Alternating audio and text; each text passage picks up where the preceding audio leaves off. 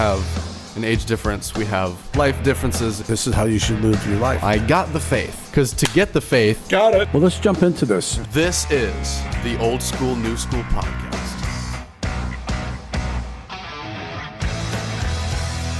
5, 4, 3, 2, 1. How's it going, ladies and gentlemen? Welcome back to the Old School, New School podcast. I am still Will Charles Egan, and that is... Oh, I forgot.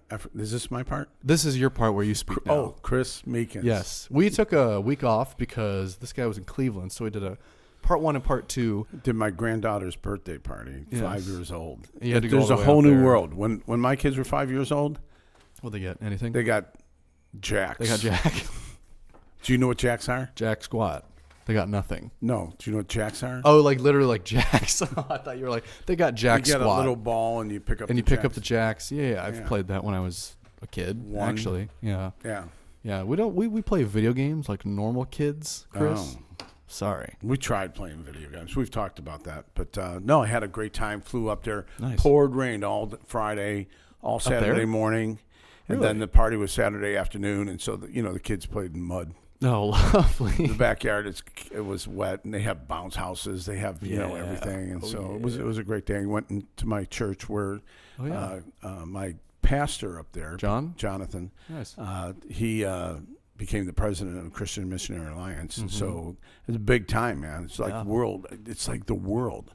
Could you imagine going from like, okay, this is my church and I'm a pastor and I'm involved in the mission, but they've got like 2,000 churches around Wow. the world. Around the world. Yeah, they're huge in other parts of the world. So for years, they would send missionaries out and start churches and train people to take up the church. Man. And so we're bigger overseas than we are here in the United States. Really? Cool. And, they're in all parts of the world. It's pretty cool. And so then you're the boss of everybody. Oh, yeah. I mean, I'm not allowed to be the boss of my house, let alone.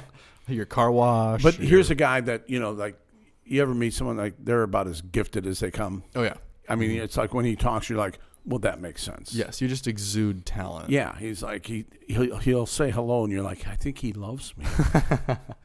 Yeah. And It's they like do. our pastor, Pastor Randy. Yes. You're like, oh, I think he's like genuinely interested in me. Yeah, because he is. Go figure. Go figure. Yeah. It's like he's called to be a pastor. That's why I'm not a pastor. I'm like, could you hurry up so I could go take a crap? Exactly.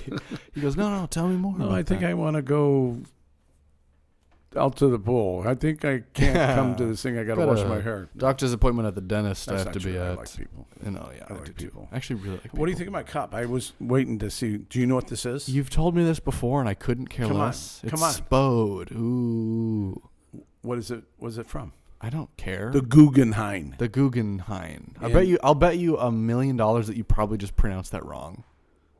Because you have a way with pronouncing things. It's like you just butcher words. That's why people don't feel loved. Hello, what's your name? Wow. Wow. Exactly.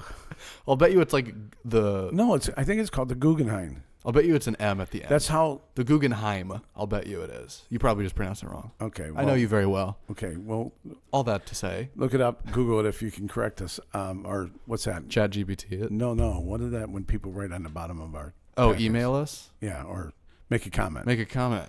Yes, and subscribe to the podcast if you enjoy the content that we make. I have to say it. So today we're going to talk about the message. Anything else going on with you, by the way? Life is great. Life is good. Everything's fine. Go figure. No, actually, it is. I mean, counseling works. I'll say that. Counseling. Counseling works, believe it or not.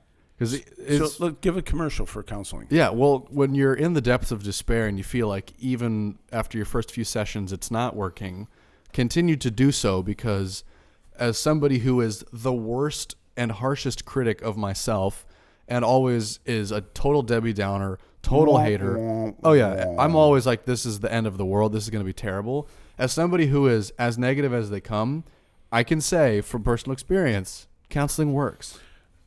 Okay. Negative about yourself. You're not negative in the world. Oh, no, absolutely not. I give everybody the benefit of the doubt except myself. And are you finding out that that's like normal? No, that is actually one of the biggest causes of So stress. I'm not normal either? you're probably not. You're probably just as messed up as I am. Do you believe that as well? That we have to talk on a podcast so we can get our Please love therapy. me. Love me. Please give me affection and attention. No, yeah, I'm sure you understand. Yeah. Yeah. So you're learning that Yeah. counseling is like helping you process. Yeah. And journaling, right? Yeah, journaling is huge as well. Writing down your thoughts and really getting to express what you're feeling on the inside. If you just keep it in the inside, it's like not helpful, believe it or not. You need to, even if it's just sharing with another person, writing it down. Because once you see it out in front of you and once you like think through it step by step, because when you write something out, it's slow too. You know, you write very intentionally. And as you're slowly writing the words out of your thoughts, you go and you see it and you really mull it over and you go, wait a minute, that thought that I believe about myself is completely ridiculous. And then you... That's the stupidest thing I've ever seen. Yeah. You're such an idiot. I am the worst. I'm never getting better. And then I'm never going to journal again. No, because then you have to tell yourself, you have to actively drill into your brain what you may not even believe it yet, but what you know is the truth. And then once you drill that in enough, you'll believe that you believe that you believe the truth about yourself and other people and how you relate to other people. And then you will find that you can, not that the problem magically goes away, but that you can manage it and that you can overcome it. Okay. I find the same thing with my journaling for when I'm writing out my prayers. And when you write out, like if you are repenting of something, mm-hmm. small, medium, or large, doesn't matter, that when you write it out, yeah, you're like, oh, that's kind of like ugly. Yes. I really don't like that. Yep. And I'm pretty sure I don't want to do that again. Yep. Because I don't want to go through this. Right. So you see it for what it actually is, mm-hmm. rather than a thought. Yeah. You get to, again, it's like when you slowly process through it and you look at the words on the page and you go, ooh, you know. Yeah. Because you're getting it out and you're looking at it now from like a third-party perspective, like this was in my head. And we've said this a million times. I mean, you would think your parents been sober your whole life. Yeah. And you've never been in a house where there's drinking. Yeah.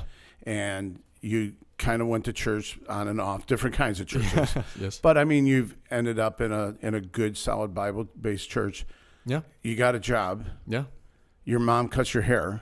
Yes, she does. Thanks, Mom. Thanks, Mom. But people would think, why would you have counseling? And so that's why it's like, well, because everybody, life, the devil comes at people in all, mm-hmm. Any way he can figure it out. Yeah, well, you can be. He tries to find it, pokes. Absolutely, you can be completely successful. You can have everything right in your life. You could have a great paying job. You could have a wonderful friend group. You could have amazing opportunities to go and do things that you love, and still feel terrible about it. And it doesn't matter what it should be. There should be something more. Yes. Something better. Yeah. Well, a lot of the times it's just a worry. It's just a stress. Sometimes it's like, well, if I had this thing, maybe if I overcome this, or maybe if I stop this, or maybe if I start doing this, or maybe if I just have a little more money, or maybe if I just have more friends, or maybe if I break up with my girlfriend and go and date this person, that it will all be better. It's always, a lot of the times you always think that, well, the grass is greener on the other side, right? Yeah. And a lot of times it's so never the truth. Here's the thing. So our another thing. I saw one of this, there's this gal, Patty. Yeah. I won't say her last name. She'll know who she is. She listens to us all the time. She's my age. Mm-hmm. Well, maybe she's not my age. She might be like 15 minutes younger than me. There we go. So anyway, has always been a Chris Meekins fan.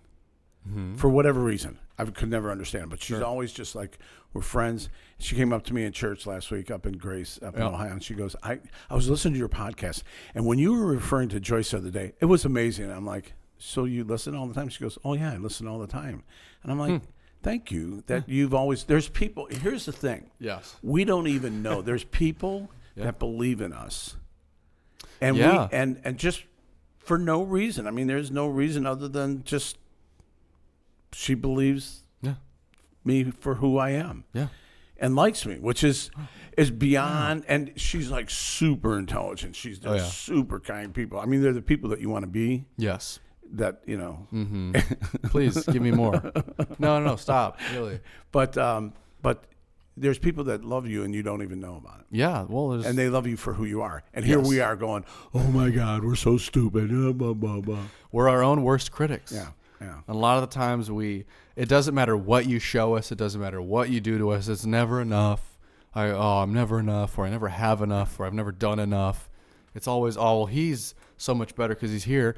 Look at his wife is sitting with him in church. Or her husband sitting with church. Look at how happy they are. And he or her is dealing with the exact same thing that you are. Yeah. So the devil attacks all of us in all different ways. Mm-hmm. So if you think that, you're on an island by yourself, if Will and I are screwed up, then you probably are too. No. Yes. Wait a minute. If you're listening to us and enjoy it, you got a bigger problem than we do. If you're a fan, you have a problem. For legal reasons, that's a joke. You know us by now. Yeah, you know us by now. So one other thing, and then we'll get started. So yesterday, we're already like 50 minutes into it now. The other day is so this is for people to be encouraged because when my kids were growing up, I did a lot of things wrong. I probably wasn't the best parent. I never woke up saying I want to ruin their life. Sure. Yeah. I mean, they may have thought that I did, but we went through some rough times, and my one son that had some difficulties. He called me up out of the middle of the day yesterday, and he said, I just talked to one of my friends. He's going through a really, really hard time. He's doing a lot of drinking, a lot of things, and things are really tough with him. He goes, I just want to call and thank you for always saying that we have God, and that's what God's for. He goes, and I've been telling him. He goes, and so even though I was like bad when I was a kid, I know that God is always there for us, and that's what you taught us. And I'm like, praise God. I love those. I did. I did. All right. But it's interesting. So as much as you think that you're not living up to the standard of your pastor or your counselor or whatever, you're living up to the standard that God has you, and you don't know what kind of influence you're having in the people around you. And so hang in there, man. Yeah. Just love God, love people. And sometimes it takes time, it can be, for somebody like me that wants everything immediately, it can be discouraging. Yeah. Right. It's it's still, I have this problem. And it's well, if you continue to fight the good fight, as they say, you'll find even as you're fighting that oh, wait a minute, this is what progress looks like. Yeah. Despite what you think, despite the negative self-talk, you'll say, no, this actually is progress. I'm 23. My life should be in order. Yeah. Right? God forbid. I mean, that's what you're actually thinking. Yes. I'm 68 going, hey, I think my life would be in order. In fact, it never is. Yeah. Because you don't hold yourself together. Well, again, and the devil is always pushing on the part that you've kind of let the defenses down. Yeah, whatever. He's always looking. He's always looking. Anyway, so church today, I went to church today, and we were talking. He was talking about what you're holding on to, a conversation about giving. And I think of immediately, if you've never watched it, How to Be Rich by Andy Stanley. I've mentioned it a million times before. It's the greatest teaching on money that I have ever heard. Nice. And so if you got some free time, look that one up. Anyway, but he talked about Matthew 6:21. For where your treasure is, there your heart will be. And when we talk about money, people are always, what's the first thing? Money is the root of all evil. Right? Yes, right. And so what's the clarification? Let's just clear that up. Well, money can be the heart of evil if that is where you're placing all of your hope. If that is what your idol is, if that's where all of your faith is in, if that is where all of your joy comes from. Or your value, like when you see a podcaster, or an influencer, yeah. That they've got all the money, and if I just had that money, then I could have all my problems solved. Whether it be, because there's the 3 G's. There's gold, glory, and girls. Yeah. Right. It doesn't have to just be money. It can just be a have-not, whatever the have-not is. The coveting, what I want, or being stingy with what I do have. Not letting go and surrendering what I do hold on to. Is that why you don't pay pastors a lot? It's part of, can be, depending. I mean, because my one pastor says the big problem with pastors is, these are the things that are going to get you girls, gold, and glory. Yeah. And you're not going to get glory and gold in the Christian and Missionary Alliance, or probably at our church. I don't think they overpay anybody over there. No. But girls, and that's where the temptation comes from. That's certainly a temptation for a lot of people, any level. Because at some point you start worrying about losing what you've worked for, and I've worked hard for that. Mm-hmm. But Jesus makes it clear what you value is where your heart, your heart follows what you value. Yeah. So, what do you think about that?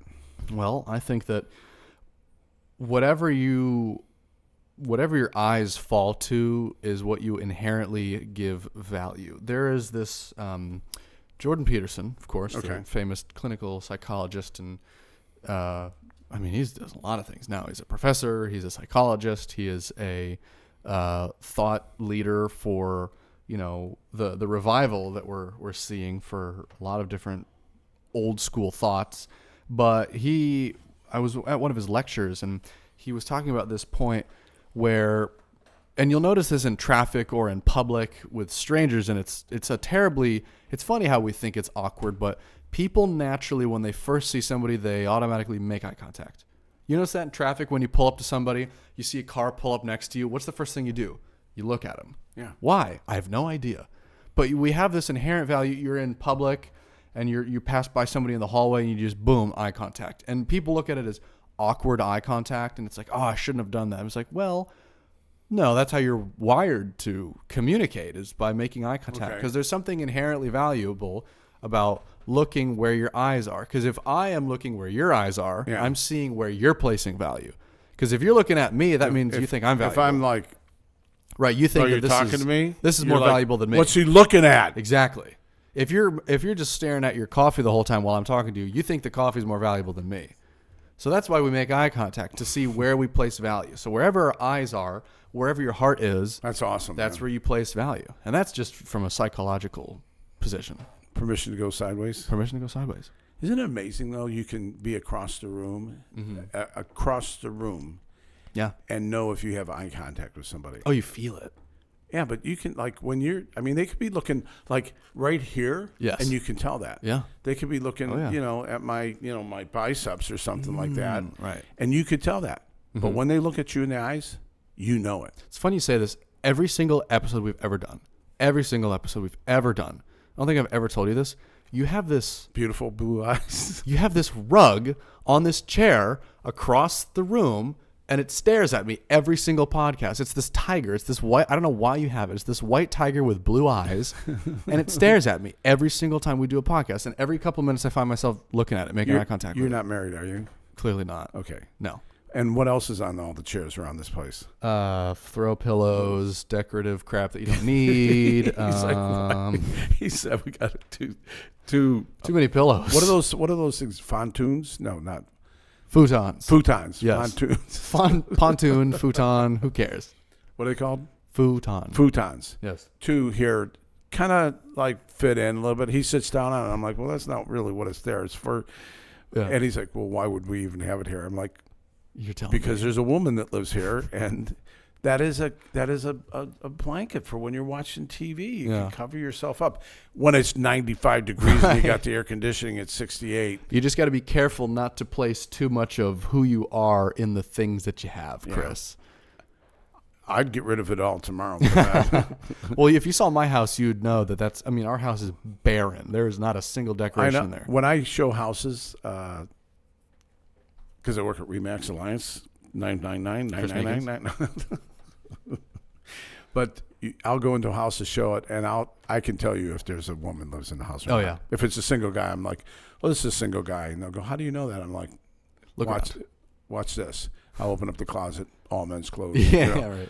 They'll go, how did you know? I'm like, well, because there's maybe a quilt on the bed. Well, the TV's on the floor in the living room. The TV's like 99 inches, and there's two chairs in front of it. Two fold-out chairs, camping chairs, and there's bottles of beer in the corner. Obviously, they don't have their desire for money. Anyway. No. Yeah. So the thing that I is when he was talking, I thought of a quote by a guy named Randy Alcorn, and he wrote this book, something. Anyway, but he wrote, if you want passion for something, invest in it.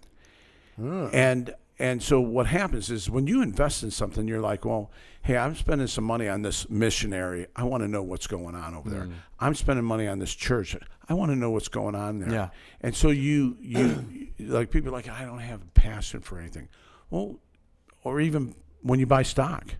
Yeah. You go, I got a chunk of money in there. I want to know how, and I look every day how they're doing. I hope they're doing well. Absolutely. And so you have a passion for something. And so when it comes to giving, if you say, I don't have a passion for the church or anything, find someone that's doing work that you believe that you're doing, believe in what they're doing, and you'll all of a sudden have this passion. Absolutely. Well, because it's like, it's not like if you force yourself to like something, you're going to like it. Yeah. But if you have an inkling of an interest in something and you feel the Lord stirring you to give to whatever missionary alliance or whatever, or even just like, a church project, obviously your tithe is distributed however the church is called to, but you can give on top of your tithe. Yeah. And it's like casting a vote for something.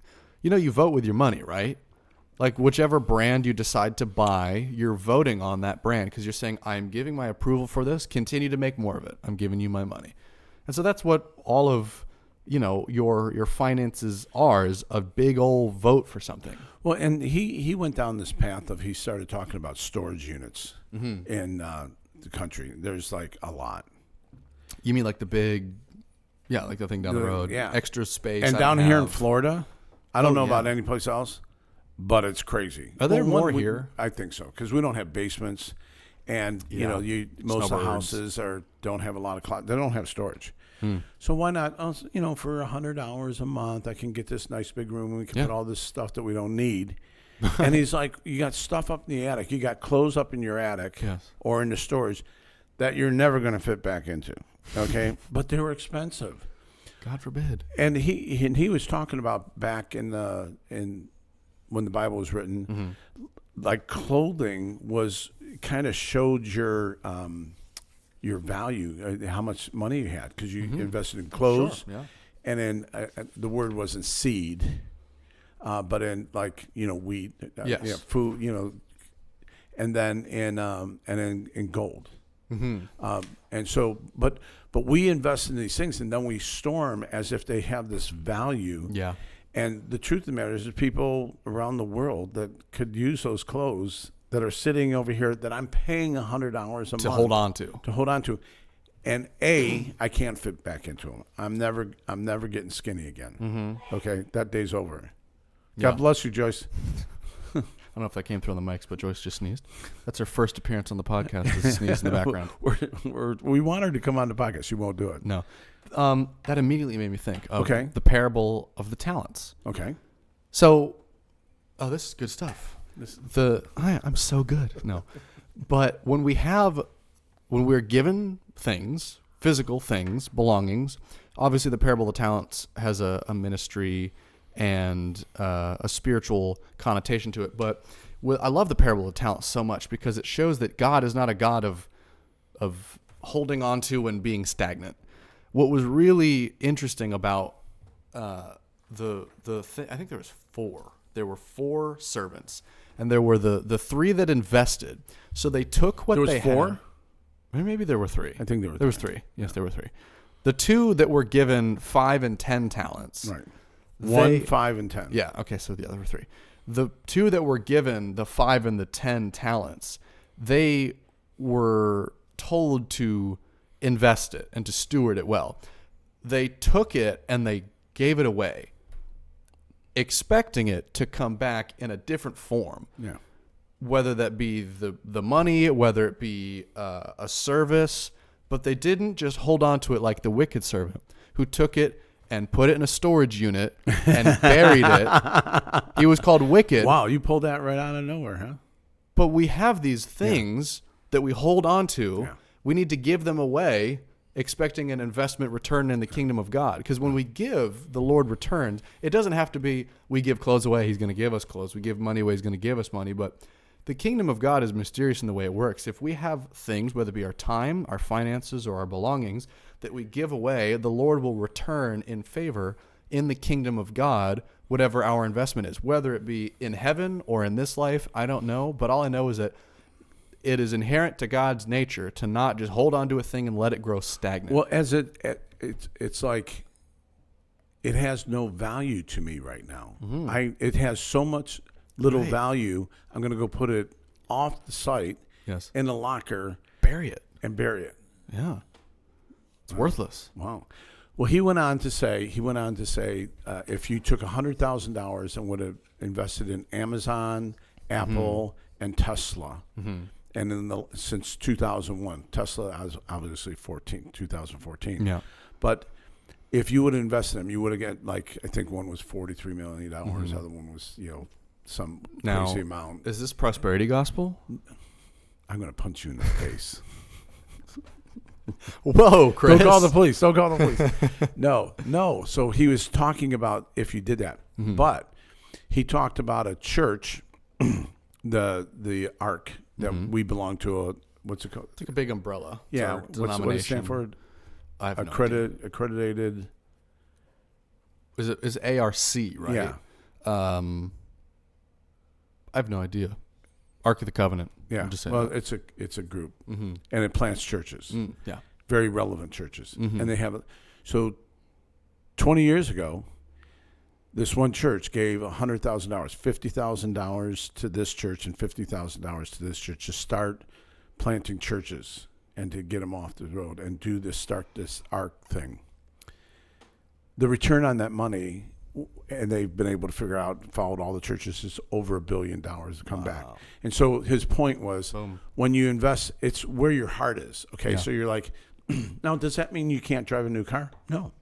I'd hope too soon. If you can afford it, go drive the new car. Buy a new car. Yes. But it's if your value is in your car. Yeah. And there's a lot of people that believe that my car, they live in, a rundown shack, but they have a really nice car. Because their values Because that's where their values is. Mm-hmm. And so, how people are being see me, they're not going to see me in my house. They're going to see me out in my car. Right. And so where your heart is, where your investment is, there's your heart's going to be also.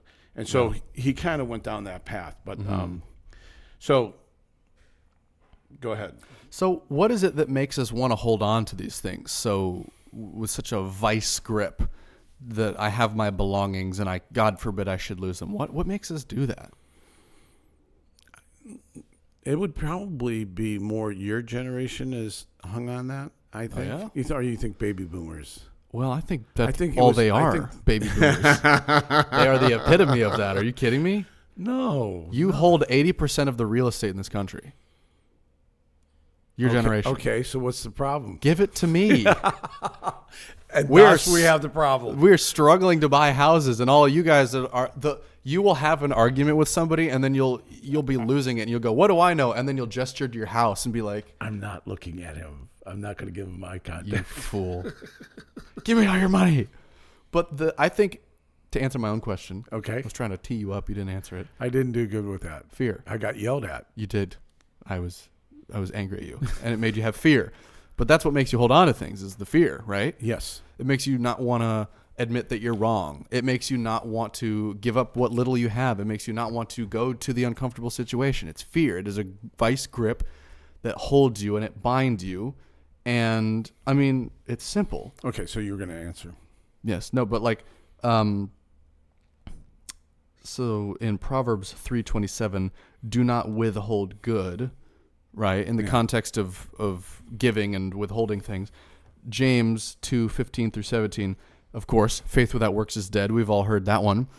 And I think because a lot of people say, the opposite of good is evil, the opposite of death is life. What would you say, what's the opposite of fear? If we're telling people here, don't live in fear, don't live in this vice grip where you have to hold on to what you have. You have to get out and do things. What would be the opposite of fear in this situation? Unfortunately, it would be God's word. And I hate to say unfortunately, but Jesus is always the answer. The reality is that, do I really believe that God said He's always going to take care of me? Yeah. And so the fear is, to answer your question before, is I think baby boomers are fearful. Like, I grew up in a family of 8 kids. There's 8, 9 kids, something like that. There was a few lost along the way. 8, 9, whatever. We dropped some babies off the wagon. It's fine. So we came from a large family. Well, there were other families in my school that had just as many kids. Oh, yeah. Some had 6, some had 8, some had 10. And so you grew up in a world where it was more about like the family, and nobody really had a lot. Now, there was a couple rich families. Sure. And they had nice cars. I don't even know how they probably at they the had time. A television. Ooh. Yeah, colored television. Yeah. And so the baby boomers grew up where there was like really nothing. I don't want to say nothing because it was good times. It was in the 60s and 70s. Yeah. But you were never like the monetary thing. Okay. So a friend of mine went off to the mission field. And he never came back for 4 years. This was in the 80s. Okay. And they said, what's the difference between now and when you left, even 4 years ago? Yeah. And he said, the amount of commercials for stockbrokers. Really? In the 80s. Because it was always like invest. And when you invest, you're going to get to these riches, and then you're going to be taken care of. Because if you invest 100 hours a week for your whole life, and when you're 65, you'll be a millionaire by the time you're 65 years old. Yeah. Okay. The Bible never talks about that. The Bible always talks about, don't worry about it. I'll take care of you. You've always been taken care of. Yeah. We're kind of going through a rough time with my business. And so the big fear is, okay, everything we work for, will we lose that? We've got to do this and that. It's all up in the air. But as we've been having these conversations, Joyce and I, God has always taken care of us. I mean, we had 4 kids. I worked 2 jobs. I mean, we were never really that good with our money. God's always taking care of us. What makes me think that now God's not going to take care of me? What's the fear of, I'm getting older. I can't produce money like I used to. I can't go get 2 jobs. Yeah. I can barely, get up and eat my oatmeal. Yeah. And so there's this fear of, what if I don't have enough and I don't have relationships for people taking care of me? And so there's this fear of being underneath a bridge, and somewhere we bought in to that. If you don't acquire these things and don't have that, you're not going to make it. Right. My parents basically retired with nothing, and they they had their best years ever. They talked about it. They lived in a 5th-wheel trailer. They drove around the country. They'd go to McDonald's, have coffee in the morning, and an Egg McMuffin, and they died happily ever after. Maybe not with the best diet in the world, with nothing. With nothing. Well, what do you know? I mean, that's because their hope was not placed in their money. Okay, let's get back to the message. Yes. The point is, investing in eternal things. I mean, they weren't asking for money. Right. They were saying, when you invest these things, there's going to be a day that you are going to be in heaven, and your investment's going to show up. Exactly. And you're going to be here, and you're going to be 65 years old, and the stock market's going to crash, and you're not going to have anything. Right. And now you don't have anything to look forward to, and you don't have anything to look back that you did do. Wow. So not only is it the kingdom and treasures in heaven, it's what have I done with my life? Well, yeah, and same thing with okay.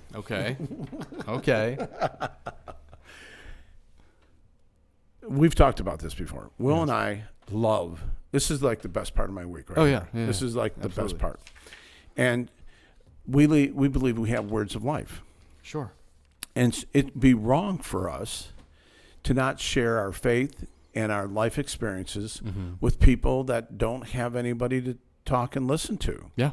That we think we're authentic. I mean, this is really who Will is, and this is really who I am. Yeah. Unfortunately, you get the full package. But it's part of building into the kingdom. It's saying, I'm rich in words and rich in excitement and rich in encouragement. Yeah. And I mean, you're a lot wiser than me. Well. And so why would you not share that with people? Or are you just going to go, well, I'm going to wait around my house until somebody calls me up and says, well, can you give me the words of life? Yeah, and I'm going to wait for a book deal to land in my lap. So it's not just about money. It's about the resources you've been given. And that's why they call it the parable of the talents. Yeah. Because what actually was it actual gold that those people were given? Was it seed?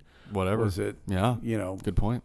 Could have been silver, it was, shekels. What's really interesting about also, like you said, the willingness and the availability in the parable of the talents is what's demonstrated is there's one servant that's given 10, one that's given 5, and one that's given 1. And they all invest and return on their investment according to what they've been given. So the guy that was given the most received the most because he had a history. And this is the really interesting part about the parable of the talents is before the story is told, there's a story prior to it. Well, clearly the guy that was given 10 has demonstrated previously that he had a real knack for investing. Right. So he was given more. The guy who was given 5 had a pretty good knack for investing. He was given some. And the guy who was given 1 had demonstrated prior to the story that he was terrible at investing. And he lived up to it. So already we see before the master even gives the servant the number of talents, we see their prior history is their willingness and their availability to invest whatever it is that they have been doing as servants to this master. Yeah. And so the master saw that and said, okay, because of what you've done thus far, I'm going to now continue to give you this. And I know that this guy will do that. I know this guy will do that. And I know this guy's going to do that. So I'm going to give according to what they've demonstrated thus far in their lives. And I think for somebody like us, trusting fully and sowing generously, I want to be the guy that was given 10, right? Right. Even if... Oh, wait a minute. I got to do my part. Oh, I have to... Work hard. I have to actually work hard. Yeah. I have to step out into uncomfortable situations. Like you have the story of buying the toaster. I love that. Tell me the story about you have to have a men's breakfast. Well, you need to have toast for breakfast, right? Right. So I come down here. There's no men's breakfast anyplace. And I'm like, I want to start a men's breakfast. And I felt like I was like, go buy a toaster. And I'm like, okay, what kind of toaster? Not like a KitchenAid. No. I mean, the real thing, the big one for commercial. Wow. With the conveyor. And, it can get just constant. And they're like $500 or $600. So I started looking on Craigslist. Yeah. And I find one at the VFW hall. They're not doing breakfast anymore. So they're selling it. I pick it up for $200. Nice. I have no breakfast. I have nothing. So I call. So I'm praying about it. And I met these two guys that are, they're talking about doing ministry. And I'm like, we should do a breakfast. They're like, yeah, that'd be cool, blah, blah, blah, blah, blah. So I invite them over here. And I out on the lanai out by the pool. I got the toaster set up and bread and jam. And they come over out there? Yeah. Wow. And they're like, okay, what's going on here? What's this? Okay, Chris, you're weird. We knew you were like quirky, but this is going. So I said, hey, this is what we're going to do. I want to start a breakfast. We're going to have toast. We're going to have eggs and everything. And we're going to teach the Bible and everything else like that. Yeah. They're like, this is awesome. Nice. Let's do it. Sometimes, just like when they were going across the Jordan, the Israelites, they were going into the promised land. Joshua was leading them to the promised land. And they're like, you got to put your foot in the water. Yeah. Sometimes God calls you to buy a toaster. And so you're stepping out in your faith. It's like, well, I don't have $200. Aren't they going to pay? Isn't the church going to pay for the toaster for my men's breakfast? No, they're not. No, they're not. No, they're not. The church is poor. Wait a minute. You got $200, Chris. Yes. Okay, you got it in your little tin can. Yeah, exactly. Go spend $200. Go break the piggy bank. Yeah. And so now we've been going for 3 years.